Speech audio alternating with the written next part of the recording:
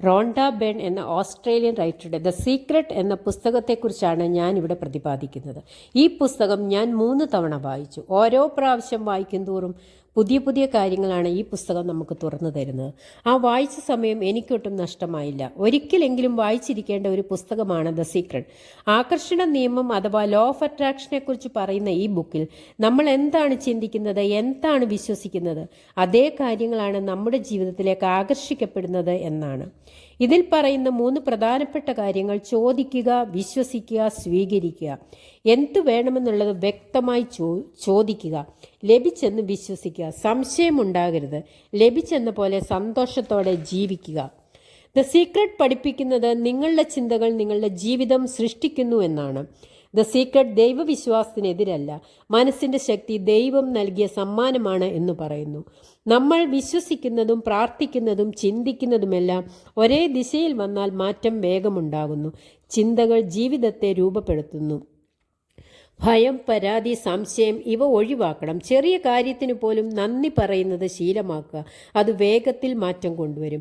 ആമുഖം, കൃതജ്ഞത ഉൾപ്പെടെ 13 ഭാഗങ്ങളായിട്ടാണ് ഈ പുസ്തകത്തിൽ വിശദീകരിക്കുന്നത്. ആമുഖത്തിൽ റോണ്ട ബെൻ പറയുന്നത് തകർന്നു പോയ അവരുടെ ജീവിതത്തിൽ ഈ മഹാരഹസ്യത്തിൻ്റെ ദർശനം ലഭിച്ചു എന്നാണ്. ആ രഹസ്യം തേടി ചരിത്രത്തിലൂടെ പുറകോട്ട് പോയ അവർ ഇത് മനസ്സിലാക്കിയ പല വ്യക്തിത്വങ്ങളെയും കാണുവാൻ സാധിച്ചു എന്നതാണ്. Plato, Shakespeare, Newton, Hugo, Beethoven, Lincoln, Einstein, അങ്ങനെ പോകുന്നു ആ നിര. അതിൽ നിന്നുള്ള പ്രചോദനം ഉൾക്കൊണ്ടുണ്ടായ സൃഷ്ടിയാണ് ദ സീക്രട്ട്.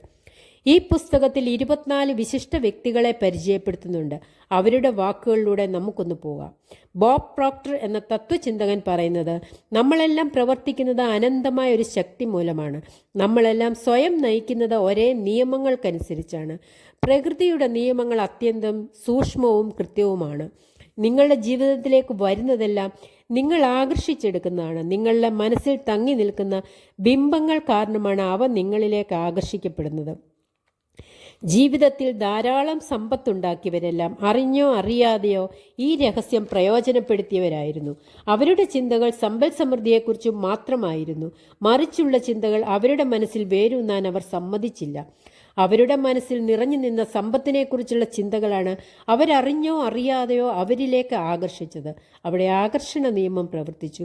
എഴുത്തുകാരനും നിയമവിദഗ്ധനുമായ ബോബ് ഡോയിൽ പറയുന്നത് ആകർഷണ നിയമം സമാനമായവ തമ്മിൽ ആകർഷിക്കും എന്നാണ്. അസുഖകരമായ ഒരു ചിന്ത നമ്മുടെ മനസ്സിൽ വന്നാൽ അതിന് സമാനമായ കൂടുതൽ ചിന്തകൾ മനസ്സിലേക്ക് വരും. നമുക്ക് എന്ത് ചിന്തയാണ് വേണ്ടതെന്ന് നമുക്ക് വ്യക്തമായ ധാരണയുണ്ടായിരിക്കണം. അതിന് സമാനമായവ നമ്മളിലേക്ക് വന്നു ചേരും.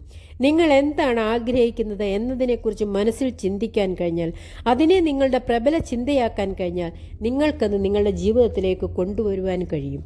അതിശക്തമായ ഈ നിയമത്തിലൂടെ നിങ്ങളുടെ ചിന്തകളെ നിങ്ങളുടെ ജീവിതത്തിലെ യഥാർത്ഥ വസ്തുക്കളായി മാറുന്നു. ചിന്തകൾ ഒരു കാന്തിക പ്രഭാവം പ്രസരിപ്പിക്കുന്നു. അത് സമാന്തരമായവ നിങ്ങളിലേക്ക് അടുപ്പിക്കുന്നു. ദ സീക്രട്ട് പറയുന്നത് ആളുകൾ അവർക്ക് വേണമെന്ന് ആഗ്രഹിക്കുന്ന കാര്യങ്ങൾ ലഭിക്കാത്തതിൻ്റെ ഒരേ ഒരു കാരണം അവർ വേണമെന്ന് ആഗ്രഹിക്കുന്ന കാര്യങ്ങളെക്കാൾ വേണ്ട എന്ന് ആഗ്രഹിക്കുന്ന കാര്യങ്ങളെക്കുറിച്ചാണ് കൂടുതൽ ചിന്തിക്കുന്നത് എന്നാണ്. ആകർഷണ നിയമം എപ്പോഴും പ്രവർത്തിച്ചുകൊണ്ടിരിക്കും. നിങ്ങൾ വിശ്വസിച്ചാലും ഇല്ലെങ്കിലും മനസ്സിലാക്കിയാലും ഇല്ലെങ്കിലും ആകർഷണ നിയമം എന്നത് സൃഷ്ടിയുടെ നിയമമാണ്. നിങ്ങൾ നിങ്ങളുടെ ചിന്തകളെ എന്തിലേക്ക് കേന്ദ്രീകരിക്കുന്നു അതിനെ നിങ്ങളിലേക്ക് പ്രതിഫലിപ്പിക്കുക മാത്രമാണ് ഈ നിയമം ചെയ്യുന്നത്.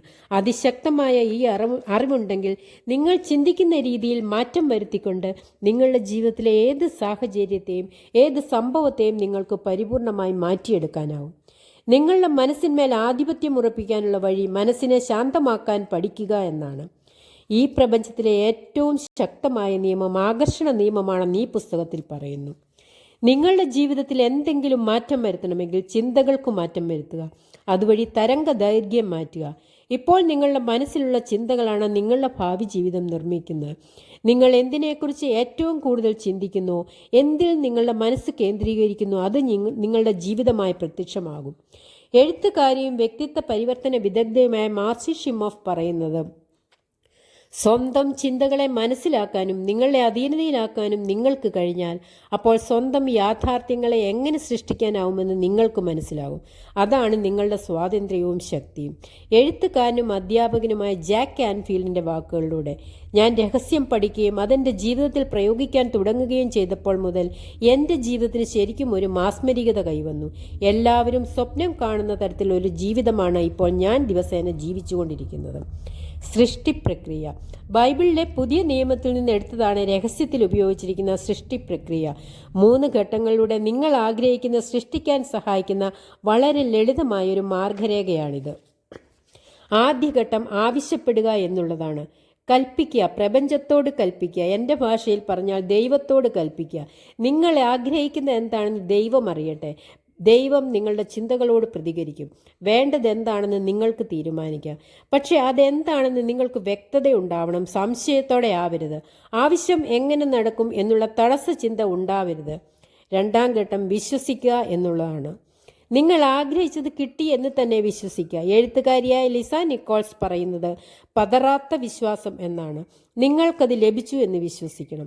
ഈ പുസ്തകത്തിൽ റോബർട്ട് കോളിയർ പറയുന്നത് നിങ്ങൾ ആവശ്യപ്പെടുകയും വിശ്വസിക്കുകയും അറിയുകയും ചെയ്യുന്ന നിമിഷം തന്നെ അത് നിങ്ങൾക്ക് ലഭിച്ചു കഴിഞ്ഞു. പ്രപഞ്ചം മുഴുവനും പിന്നെ അതിനെ നിങ്ങളിൽ എത്തിക്കുവാൻ വേണ്ടി ചലിക്കും. സ്വീകരിക്കുക എന്നുള്ളതാണ് 3ാം ഘട്ടം. 3ാമത്തെയും അവസാനത്തെയുമായ ഘട്ടമാണ് സ്വീകരിക്കുക എന്നുള്ളത്. മനസ്സിൽ സന്തോഷം നിറയണം. ആഗ്രഹിച്ചത് കയ്യിൽ കിട്ടിയാൽ എത്ര സന്തോഷിക്കുമോ അത്രയും സന്തോഷിക്കണം. ആ വികാരം ഉണ്ടാവണം. മാർസി ഷിമോഫ് പറയുന്നത് ഈ പ്രക്രിയയിൽ നല്ല മാനസികാവസ്ഥ ഉണ്ടാകുക, സന്തോഷം തോന്നുക എന്നത് സുപ്രധാനമാണ്. മനസ്സിൽ സുഖം തോന്നുമ്പോൾ നിങ്ങൾ ആഗ്രഹിക്കുന്ന കാര്യത്തിൻ്റെ തരംഗ ദൈർഘ്യത്തിലേക്ക് കൊണ്ടെത്തിക്കും. മൈക്കിൾ ബെർണാഡ് ബെക്വിത്ത് പറയുന്നത് ഒന്നുമില്ലാത്ത സ്ഥിതിയിൽ നിങ്ങൾക്ക് ആരംഭിക്കാം.